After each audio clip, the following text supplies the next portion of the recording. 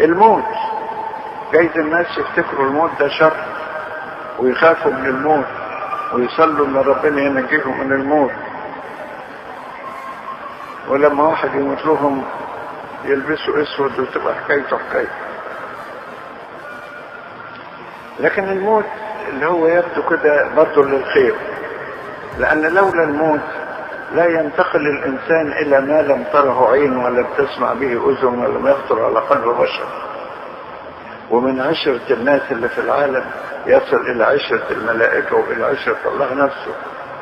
وساعات الموت له فوائد اخرى، يعني القديس الانبا انطونيوس اللي جذبوا الى الحياة المسكية موت ابوه، فلما مات والده نظر الى والده وقال له اين عظمتك واين غناك واين واين واين، لقد خرجت من العالم رغم ارادتك مكره، لكن انا ساخرج منه بارادتي قبل ان يخرجونني كاره. يعني برضه كان لها فوائد.